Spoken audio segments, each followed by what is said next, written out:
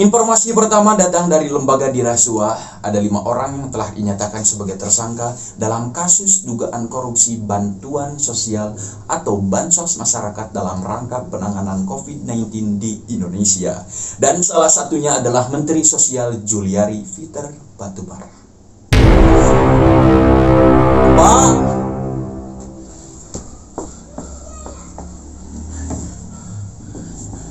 Pak, tolong tangkap saya. Pak, tolong tangkap saya. Pak, tolong tangkap saya.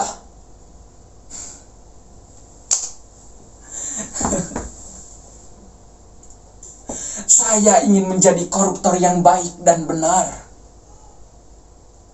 Saya ingin memberikan contoh kepada rekan-rekan koruptor lainnya. Tak baik melarikan diri. Lebih baik duduk tenang di pengadilan.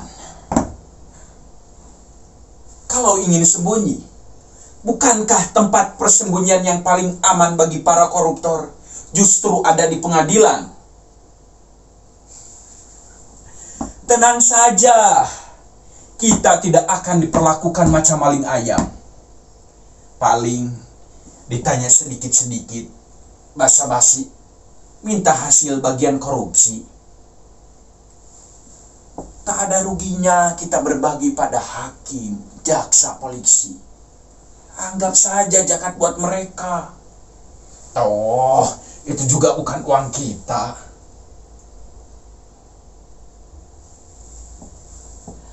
Makanya saya di sini minta diadili. Saya tak hendak membantah.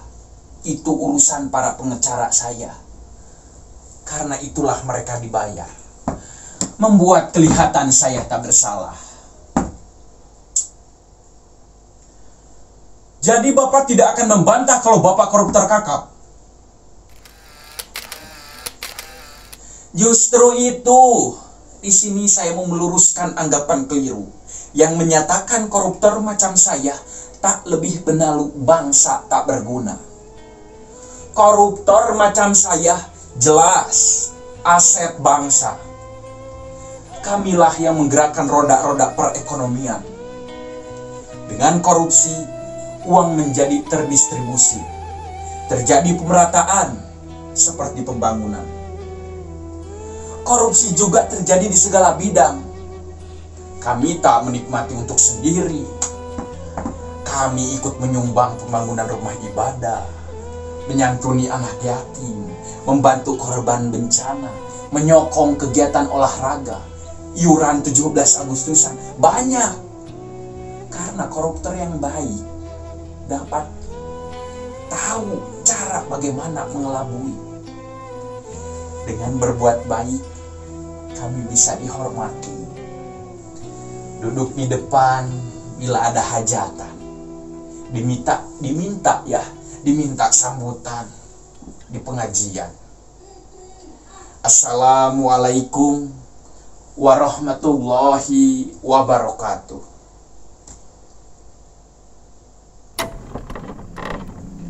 Bagaimana Pak dengan para mahasiswa yang terus menuntut para koruptor dipenjarakan?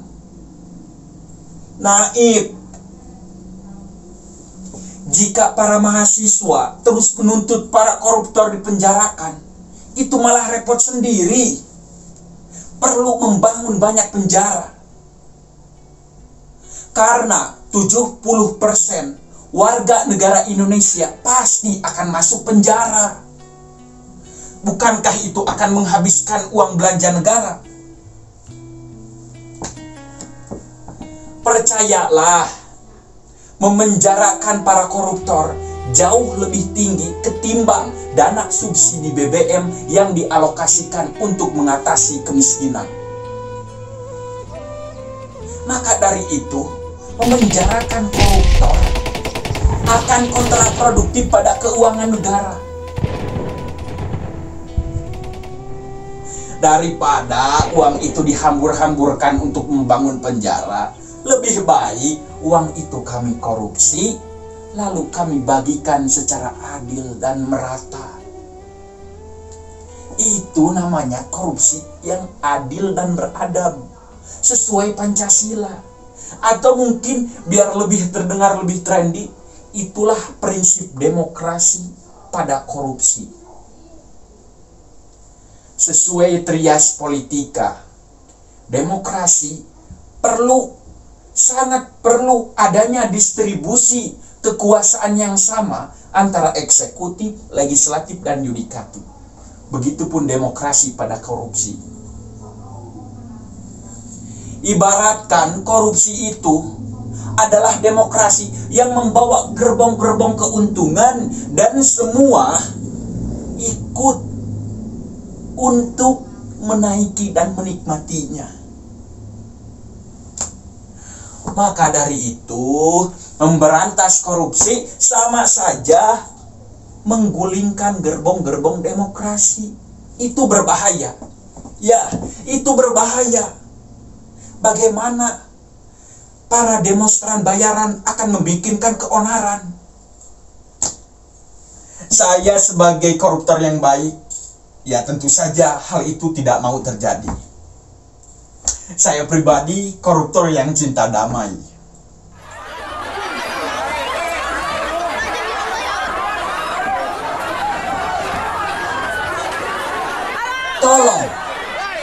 Tolong jangan pojokkan kami. Tolong jangan pojokkan kami. Kalau soal unjuk kekuatan, kami juga bisa menggalang aksi besar-besaran. Pikirkan bila seluruh koruptor di negeri ini menggelar aksi mogok 1 hari saja. Dari kantor kelurahan sampai istana negara, pasti mendadak sepi. Pelayanan publik terhenti, birokrasi macet, semua departemen kosong. Jangankan ngurus KTP atau bikin surat-suratan, ya WC umum saja pasti tak ada yang ngurusi karena semua koruptor mogok. Sepertilah kondisi strata ketika perempuan memboikot laki-laki. Kalian akan pusing sendiri. Kalian akan melihat betapa berkuasanya kami. Kami berada di setiap sendi negeri ini. Bagaimana kalian caranya membasmi? Kalian seolah-olah mengamputasi tubuh sendiri. Maka dari itu, marilah kita hidup rukun, berdampingan dengan damai. Yang korupsi ataupun tidak, apa sih bedanya? MH Ainun Najib bilang, kesalahan adalah kebenaran yang tertunda. Jadi kalaupun orang yang belum korupsi adalah kesempatan yang tertunda. Koruptor atau bukan, menyitir si Jalang Hairul Anwar, semua akan mempunyai tempat, semua akan dapat giliran. Maka dari itu, marilah kita belajar menerima kenyataan betapa korupsi di negeri ini sudah menjadi sesuatu yang menyenangkan di republik ini. Anggap saja para koruptor itu adalah bagian dari perekonomian kita. Udah numpuk utangnya, banyak pula yang koruptornya. Saya pribadi tidak malu mengakui kalau diri saya ini koruptor. Malahan saya bangga bisa berkata seperti itu. Seperti terlepas beban saya, rileks. Dan saya siap dihukum secara sebenar-benarnya. Saya tidak mencari sensasi dalam semua ini. Justru saya memberikan tauladan. Saya sebagai koruptor masih bisa menjadi seseorang yang budiman. Sekalipun dia maling, dia adalah maling yang budiman. Seperti Robin Hood, seorang koruptor kian peduli pada wong cilik. Karena siapa lagi yang peduli pada wong cilik? Sebab partai-partai sudah tidak memikirkan nasib wong cilik yang terus-menerus terpuruk dalam kemiskinan. Maka dari itu, wahai para koruptor yang budiman, mari kita tingkatkan amal dan takwa kita untuk membantu negeri ini supaya dapat lebih terbenam pada keterpurukan dan kemiskinan lahir batin. Negeri ini tidak bisa lagi diselamatkan selain kita mempercepat pembusukan itu. Negeri ini harus kita bantu. Harus kita bantu. Kalau tidak, negeri ini akan tambah gak jelas. Teks Simbolon mengatakan, semuanya akan seolah-olah dan seakan-akan.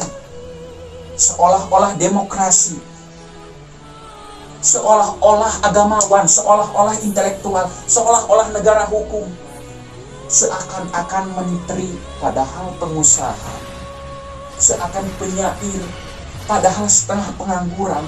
Makanya tak heran seseorang yang sudah menyandang predikat koruptor pun masih bisa tersenyum. Contohnya seperti saya.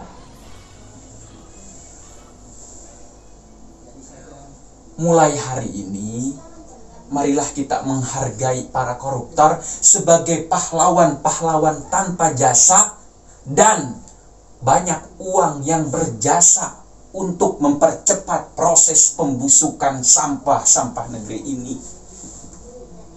Anggap saja itu sebagai evolusi untuk memunculkan tunas-tunas para koruptor yang lebih bertanggung jawab pada nasib bangsanya.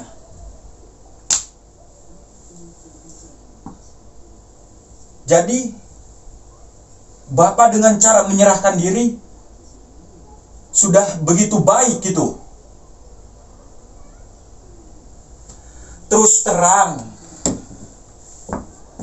saya menyerahkan diri karena saya capek menjadi buronan. Justru itu akan merendahkan martabat saya. Seolah-olah saya ini penjahat sekelas patroli. Makanya saya lebih baik istirahat di penjara, ketemu kolage-kolage koruptor lainnya. Kan enak kumpul bareng rukun, bisa berbagi pengalaman.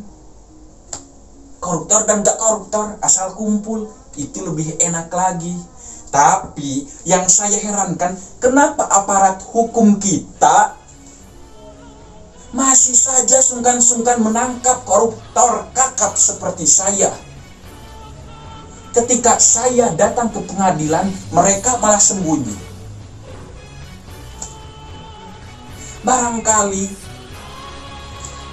Barangkali aparat hukum kita itu memang sudah percaya bahwa koruptor kakap seperti saya ini adalah aset bangsa yang perlu dilindungi. Meskipun begitu, sudah ada di penjara, masih saja diberikan keleluasaan untuk dapat berkoruptor dengan baik dan benar, secara murni dan konsekuen. Koruptor budiman. MH Ainun Najib bilang, kesalahan adalah kebenaran yang tertunda, maka yang gak korupsi adalah kesempatan yang tertunda.